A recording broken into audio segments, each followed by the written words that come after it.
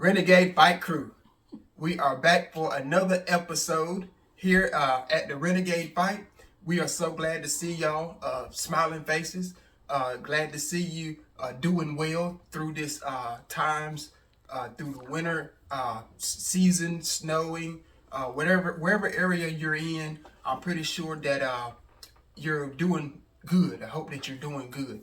We've been having some bad weather in this area as well. Sorry that we could not get on like we wanted to, but we had some issues, and not only issues, we're working on our jobs that caused us to be there. So we're a little bit late on some news, but we're still here. I have not forgot about you. So let's get into it. Welcome to the Renegade Fight. The 2026 schedule release, and how will Florida State do far as the season? How will we be better in the season of 2026? Just to give you a rundown of the schedule, won't break it down to depth because we have other news that we want to share with you as well. On August 29th, we will open the season versus New Mexico State. That will be a home game. On September 7th, we will face SMU, ACC, another team in the ACC. We'll play them as well at home. September 12th, we will have an open bye week. No game that week. September 19th, we'll come back and we will play Alabama. That is on the road in Tuscaloosa. September 26th, we have Central Arkansas. That will be a home game. October 3rd, we will be at home again versus Virginia. October 9th, we will play Louisville. That's a road game. October 17th, we will play our rival, Miami. That will be in Miami on the road. October 24th, we will have an open bye week again. Just to pause right there, just in case you're familiar or you just want to be reminded. Remember now that the NCAA is requiring the conferences and each team to have 2 bye weeks within to the season. So that's why you see more than 1 bye week on most, if not all, of the schedules that you may see for the teams across the NCAA. So October 24th, we'll have our second open bye week. October 31st, which will be a Halloween night, we will play Clemson at home. November 7th, we will play Boston College on the road. November 13th, we'll play Pittsburgh on the road. 2 back-to-back road games up north. November 21st, we will play NC State at home. And November 27th, which should be Thanksgiving weekend, we will play Florida, our rival, at home. Just in case that you may heard or you're not too familiar with it yet, on this schedule, I want to say we have a few Friday night games. A lot of people have talked about it, and not only have they talked about it, some people that I've talked to don't agree with the Friday night games. Yes, that is a short week, and I understand the travel throughout some of that. I like to see a Friday night game on our schedule. The way that I see it, though, is I can take 2 per season. But the 3 and 4, that does wear your team out quite a bit because that's a shorter week to prepare. And I take in consideration this way as well. The last few years, last 2 years, we haven't been a good football team overall. And usually, when you look at the Thursday night and Friday night football games, which always most of the time air on ESPN, you see the mid tier competition on those nights. You see the teams that usually win 5, 6, 7, 8 games a year. So we're right there in the middle of that by winning 5 games this past season. That's, I think, too, a reason why we get a lot of Friday night games for this 2026 season, because we did not prove ourselves to be a top tier team to win 10, 11, 12 games like we should. We're down in the mid-tier range. So I take that in consideration, that's why we get some Friday night games. But overall, the schedule is the schedule. It is our job to go out, prove to the world that we can win and will win, and do so. So that is the schedule for 2026. I'll be talking about it more in further episodes, but just wanted to let you know in a nutshell, so to speak, that is the upcoming 2026 schedule that Florida State will be facing for 2026. We have breaking news in Tallahassee on today, February 2nd. This news broke sometime this morning, I want to say, between the early morning of 7 a.m. and possibly 10 a.m. Breaking news, offensive coordinator Gus Malzahn is retiring from college football effective immediately. Malzahn is and was the offensive coordinator for Florida State for the 2025 football season. Yes, this was to me a shock that Malzahn is retiring immediately. The reason why it was a shock to me was because I think, or from what I understood, Malzahn was going to be with us for the 2026 season to help the coaching staff and Coach Norvell help revamp Florida State and Florida State's offense back to dominance. Now that he is not going to fulfill that obligation, it's almost like where does Florida State go from here offensively at that position?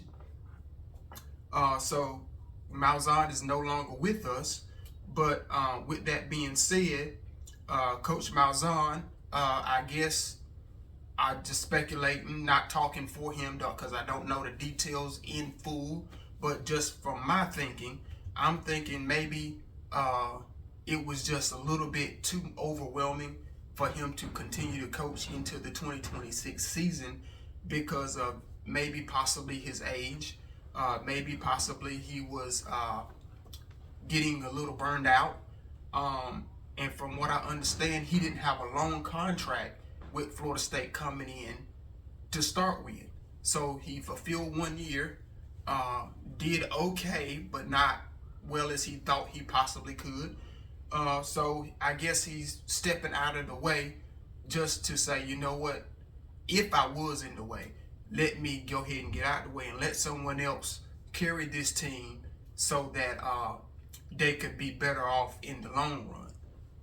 So with Gus Malzahn retiring from Florida State, Malzahn was a good coach, not only for Florida State, but he was a good coach wherever he went.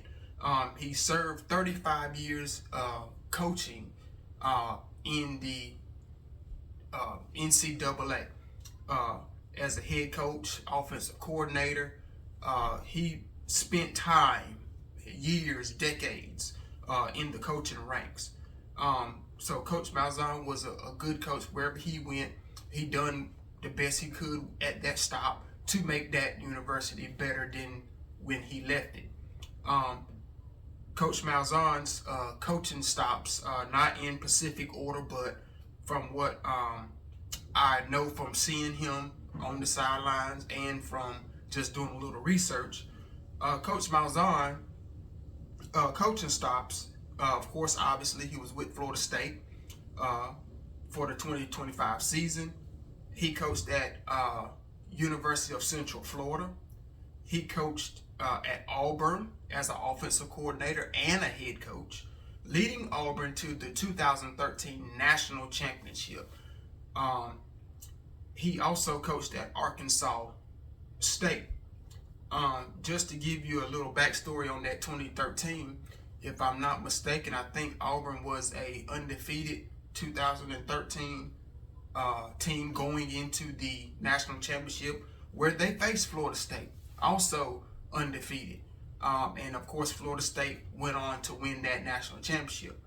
But Coach Malzahn has had a wonderful career. Hats off to Coach Malzahn. Hope you enjoy your new life outside of coaching. Don't know if that is a permanent or is that just something that you wanted to do, but at the same time, enjoy yourself outside of coaching and do whatever makes you happy. But Florida State still has to move on, and we have to move on for the better. So, receivers coach, and offensive coordinator Tim Harris will now be the permanent full-time offensive coordinator. What does that look like for Florida State? From what I understand, Coach Tim Harris has never called plays as a coordinator role, but at the same time, he knows how and have experience putting together game plan for Saturday.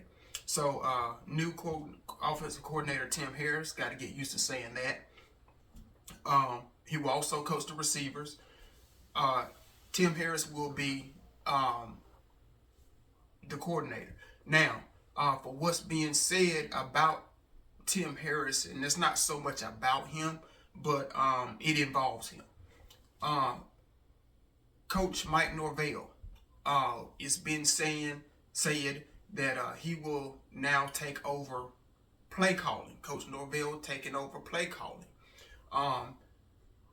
That is I want to say in this situation, that is a good thing, because Coach Norvell has experience with calling plays. As we know, 2022, we went 10-3. Coach Norvell called plays. In 2023, we were an undefeated team until we got to the bowl game and got beat by Georgia. Coach Norvell called plays. So we know that Coach Norvell can call plays. We know that he can execute a game plan. We know that he can put the right players on the field. We know that he can get a winning game plan to put on the field. We don't know that really about Coach Harris. So I take this in consideration. It is good that Norvell, if so, is taking over the play calling. But if Coach Tim Harris is the offensive coordinator, and the offensive coordinator role is to call plays or help call plays, let Coach Harris call plays as well. So the way I would see it is, okay, Coach Harris, this is your offense. Run your offense. But at the same time, if you need help, we have capable coaches, such as Coach Norvell, that knows how to call plays. So you do what's called sideline review. And I've seen this happen at other universities and in high school as well. The play caller usually is the coordinators. They'll call the play, and at some point in the game, not just one time, but throughout the game, the coordinator will say to the head coach, okay, this is what I'm thinking about calling. What do you think? And you compromise and call the right play for that situation. Or the head coach will say, well, hey, this is your offense. Go ahead and we'll live and die by it. You know, we'll deal with it at film session. So let Tim Harris go ahead and call some plays or implement some plays that he want called in the game. And if Coach Norvell is going to be the sole play caller, then at least Norvell knows that Coach Harris implemented this part of the playbook for this game as well. So it's sort of like a a coaching compromise between the two coaches as their plays are being developed, called throughout the game. Just, you know, communication is basically the key between these two guys, and throughout this season to have a winning offense. Because if you look at it, we have the offense to be explosive. We have the offense to win games. We also have the offense to come in and put defenses on their back, put defenses on their heels. We have some key returning starters. We got receiver Deuce Robinson. He's coming back. He was a 1,000-yard receiver. We have new new first-year freshman Jason Lopez. What will he look like in this Florida State 2026 offense? Can't wait to see what he does. He's a freshman. Don't know if he'll play a lot. Don't know if he'll play a little bit. Don't know if he'll start. But if he touches the field and you get the ball in his hands, what can he do? Because from what I understand, he is a speedster as well. We have Makai Danzy coming back, receiver. We know what he can do. He can light it up, lightning in a bottle. We have Javon Boggs, receiver, coming back. So Coach Tim Harris got a receiver room. And not only that, he got a offense. We got Wisner coming from Texas. He's coming to be in this offense. Running back Wisner. Cromar coming back. We don't know what the quarterback position looks like, but we got Kevin Sperry. We got the new guys coming in. Marshall, I think his name is Malachi Marshall. He's coming in. He's going to be, Malachi Marshall. He's coming in. What does that quarterback room look like? He committed from Iowa Western. And just to give you something background on Malachi Marshall, just real quick. 2025 Offensive Player of the Year. 2025 National Champ. He passed for 2,725 yards in 33 touchdowns. And he was a first-team All-American. I want to say he was in the junior college. So we know that we can have a good quarterback room. We got another, we got another quarterback that we have. I forgot his name. It's on the tip of my tongue, but I forgot. Maybe to come back to me. But just between these two guys, Sperry and Malachi Marshall, we got a quarterback room who's going to start. But we got offense. And then I know that this is more talking about the offense, but you can't forget about our defense. We got the troublemakers coming back, the Desir twins. So Darrell and Mandrell. Then you got Jabril Rawls, defensive back. And we'll get into that other episodes down the road. But in a nutshell, the offense is the key for our success in 2026, only because we need the offense to be a lot better than what it was this past season. And we need the defense to be a lot better than it was this past season. So this is why we need to get implemented now more than ever, the play calling and the playmakers getting involved to take over from what Gus Malzahn left. We don't know if he left some work undone. I think he possibly did. But at the same time, we got to pick up the ball. We got to carry this rock, carry it into the end zone, score some points, play as a unit offensively, play as a unit play calling, coach as a unit play calling. We have veterans, other veterans too, on this offense. You got Coach Herb Hand. He's got an offensive line coming. And when I say he got an offensive line coming, he has an offensive line coming. Some guys that is ready to play. So we got some blockers up front. And you hear me say it all the time. Our offense is no good at all if you don't got an offensive line. So yeah, Coach Gus Malzahn is gone. Okay, now what does we look like in 2026? How well will we be? This is going to tell the story. This is going to tell the story. Coach Malzahn calling plays.